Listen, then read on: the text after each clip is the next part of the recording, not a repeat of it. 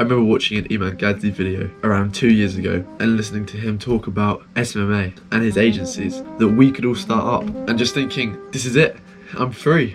This is my break. I want to get rich. I mean, I don't really understand the business model, but I think it's going to work and it seems really easy. That ended up being my 5th failed business. I still failed 4 more businesses after that before I learned the right lesson and moved on to the right business model. Hello, my name is Seth Lloyd. I'm a creative athlete trying to make something of myself in this world and documenting the entire process. Subscribe and join us. Today I'm going to tell you about the 9 failed businesses that I've started in the past 3 years and tell you how they all failed and important lessons I learned from each one. But most importantly, I'm going to tell you which business you should start that I can guarantee is the one for you.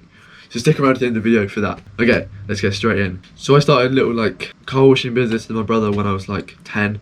I'm not going to talk about that. I'm just going to talk about online businesses. And the first ever online business I started was a t-shirt business focused around The Office. So the TV show The Office, I made kind of meme clothes for that. Used a print on demand site. I made a very simple website and just added in a t-shirt, hoodie and bag. Then I made 3 or 4 of my own custom designs featured around The Office, jokes from The Office. And then I paid Instagram theme pages that made memes around The Office to advertise my product and generate sales. And I ran this for about 2 weeks during the summer of 2021.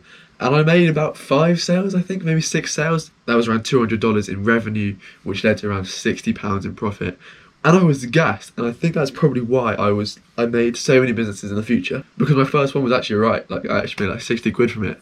And I was gassed, it was really good. I followed something I was interested in, a TV show I was interested in. So I kept going with it, reinvested that £60 and paid for more advertising. And I made no sales from that. So I broke even, made no money.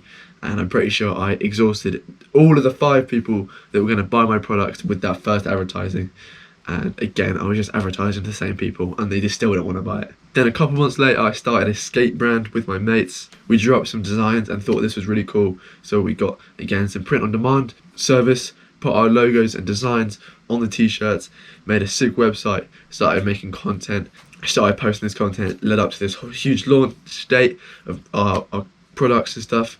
And we sold around 14 pieces, I think. We actually did pretty well. But our prices are so low that we literally had no profit on any of it. It was 50p profit on each item, and then that totaled the sum of the Shopify fee. So we literally totally broke even with that. It was definitely fun to do. Me and my mate got COVID during the time, so we literally spent we had 10 days off school, and we spent the whole time working on the brand, which is really, really cool. And it was definitely my first taste of just pouring so much into it, building up content, website, logos and branding, all of that kind of thing. And it was a lot of fun. I mean, we ended up making no money in the end, but we definitely had a lot of fun while doing it. And then after that, I finished my GCSEs and I had a long summer to do something. So at the start of the summer, I decided I was going to drop ship men's jewellery, because I was yeah, men's jewellery, that's a big trend at the moment. No men are wearing jewellery, but now suddenly loads of men want to wear jewellery. I was late to the trend, pretty much. But yeah, I built up a store. I'd got loads of products off of Alibaba, and I was fuck yeah, these cost 50p, and I'm gonna sell them for 30 quid. I'm gonna be rich. This is gonna be so easy. I make one sale, and I've literally made all the profit that it will cost to make the Shopify store. I was gassed, and basically I didn't end up selling. I was trying to do Facebook ads, and I couldn't get a Facebook ad account approved. I didn't know how to make ads. All the products were going to take so long to order, and I was basically just put off by the time. And that's because I wasn't really interested in it.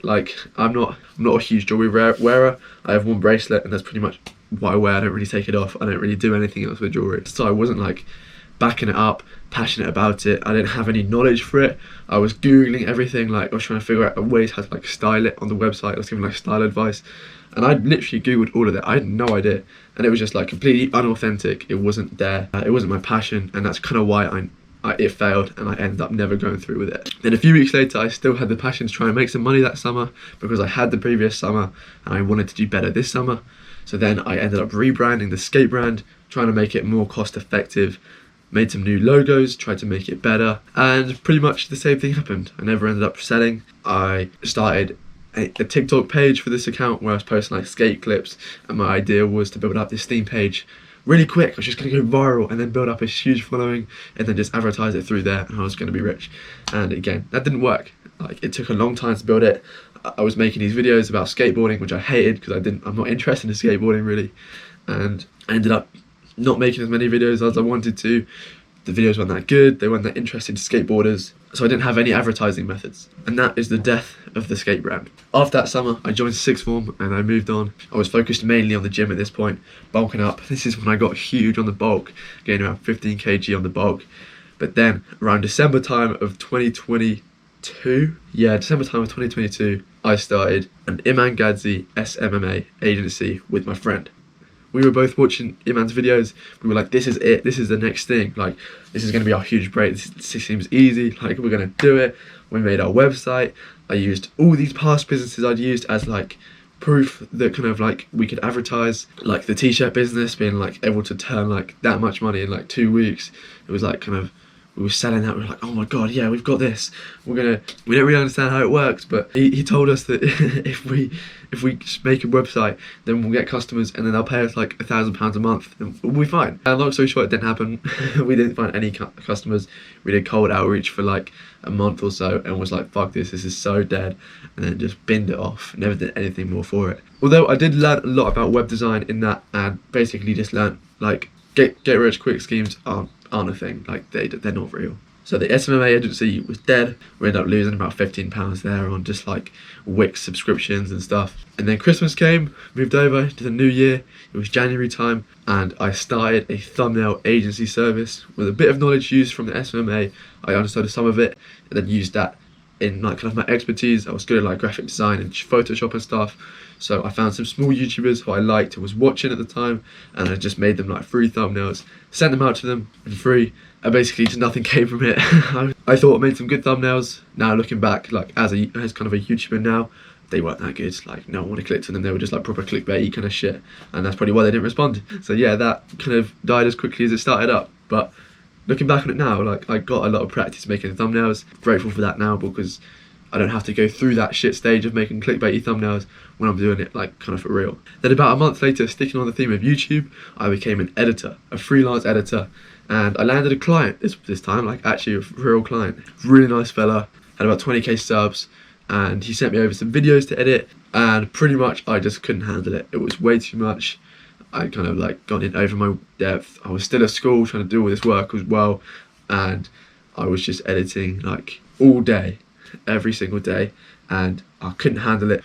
I ended up texting him saying like, sorry mate, sorry to waste your time, I can't handle this, gonna have to close down shop. This is the freelance agency, and yeah, that was it. But it was during that time I kind of realized like, oh, I do love editing, it's just I can't like handle like long form videos right now. Then it led to me and 3 other mates starting an Instagram theme page around like self-improvement and stuff.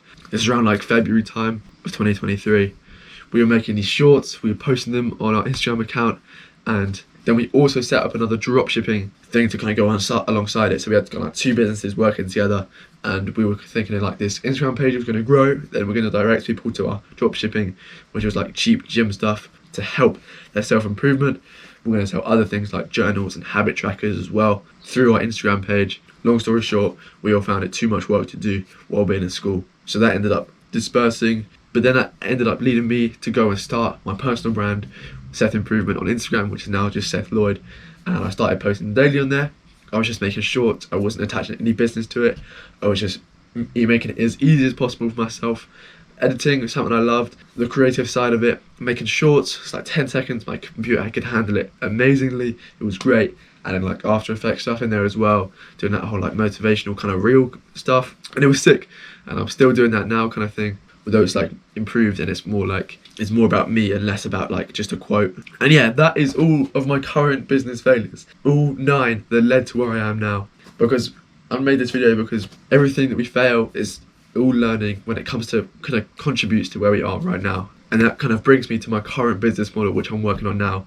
Which when I look back at my list of everything that's failed, it has a bit of everything. It has a bit of all of kind of what I'm doing in there. It's got branding, it's got social media advertising. Now as I'm releasing my own products, doing my digital products, it's got the advertising side of things as well. Thumbnails, video editing, everything's kind of in there of what I've previously done because I've learned from it all, taken the bits I like and moved on. And that's why now I'm going to tell you the best one to start, which was 100% meant for you. And You're probably not going to like this, and I'm sorry, but it is the truth. But the best business that you should start is the one that you love, because business is hard.